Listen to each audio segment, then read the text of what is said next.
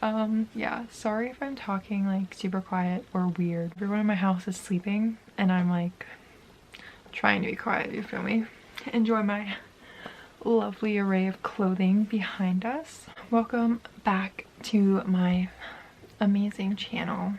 Today we are going to do some lovely Tinder horror stories. I think it's funny because everyone has some sort of horror story, you know, where they could have died but they didn't die type of thing with dating websites, because let's be real, psychos are on there. They are. So be safe, kids. Don't follow me and what I'm about to say to you. My first story is, I guess, my essential horror story. I met him on a dating website and I had him on Snapchat for a while, and I like didn't have any intentions of meeting this boy at all. I didn't want to, didn't plan on it. And then he kept like pestering me like, oh my god, when are we gonna meet? Oh my god. and I'm like, and I kept pushing it off, like, I don't want to meet you, like you weirded me out type of thing.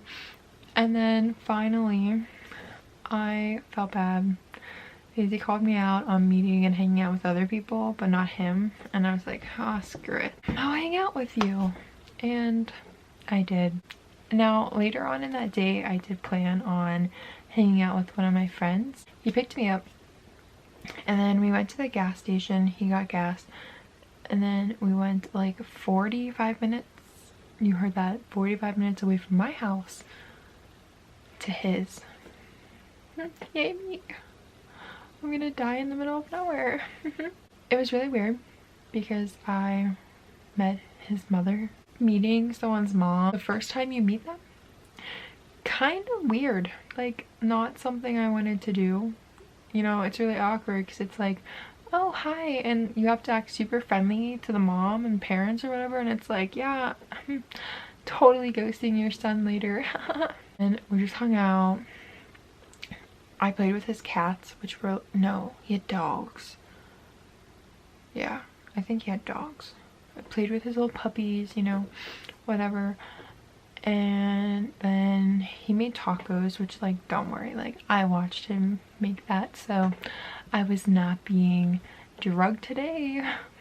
Nope. I started, like, saying stuff like, oh yeah, like, I need to get going, and he kind of, like, pushed it off, like, you're not going anywhere, bitch. We went to a park not far from his house and walked his dog, and let me tell you, that was not fun because I was in like heels. My feet were killing me. I went there in the morning and I didn't get back until the nighttime. And that was after, like, I basically told him like, yeah, like my mom's gonna get mad, like I got to go and meet up with my friend and then go home. And finally it happened. But on the way back, I was like so close to meeting up with my friend, like so close to the place that I was meeting her up at. And he stops at a stop sign and is like, I'm not going until you give me a kiss. And I'm like, whoa there, bud, like slow your roll and chill, because I'm not about to do that. So get going down that stop sign, please. He did, thank God. And I totally ghosted him. Bye. I blocked him on Snapchat and he found me on Instagram and messaged me like, oh my god, how could you do that to me? You held me like captive at your house all freaking day, dude. So moral of that story, if you're gonna meet up with someone, you know, you should be able to escape, like by transportation, not like me. So this one is a horror story for the guy. I wanted to go to a party. I think I was 17 at this point, and I wanted to go to a party, and I posted on my Snapchat like, hey, who wants to go to a party with me, you know? And at this time I had a lot of new people from like dating sites that had added me, and this boy swipes up, we're gonna call him Brian. So Brian swipes up And he's like, oh yeah, I would love to, like, where is it, like, when? And I like gave him the details, and I told him like, yeah, but I have to work, and like I don't have a ride there, so like you'd have to pick me up from work and take me there with you. And he was like, okay. And oh my god, like thinking back, I feel so bad. Like this boy drove from somewhere near Cleveland, Ohio. So that's like an hour and a half to 2 hours from me. And then on top of that, the place we were going to in PA was like an hour away. And he had to sit in his car for like a half an hour to 45 minutes waiting for me to finally get out of work. It was bad. See, I told my mom I was going to a friend's house, and I was stupid and told her someone she didn't know. So she didn't believe me, obviously. She's like calling me and texting me and freaking out on the way there, and I just like ignored the crap out of her. And then I got there. I kind of ignored Brian like hardcore for a bit and just hung out with like who I was going there to meet, you know. On top of that, like I didn't go to bed, like we didn't go to bed until like 3 or 4 in the morning.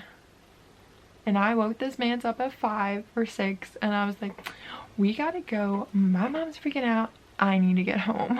Like, let's go. I got a lot of hell for that. But yeah, that boy totally drove like 3 hours to take me to a party and meet me, and then 3 hours back on like 2.5 hours of sleep. And he had to pay toll roads. And I had no intentions anything with him. So Brian, I'm so sorry. And it's sad because like he hits me up sometimes and I'm like, my bad. He was a really nice person though. I'm awful. So to make up for like the last 2 stories of like me ghosting, I guess, there's this one. This happened literally right after a huge breakup in my life. I met this dude. We talked for like 2 days, and then we met. It was chill. Like we went to a park or whatever, we walked around, which again, I wore super uncomfortable clothing and I was so uncomfortable. And not to mention this man was extremely fit, like abs and everything. And you know, at that point in time in my life, I didn't go to the gym. Nope. So I was uncomfortable and breathing heavily but trying to control my breath.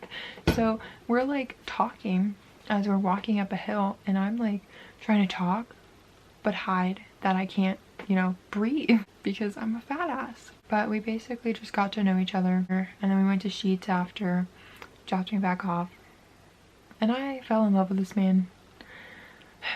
And he never replied to my Snapchats.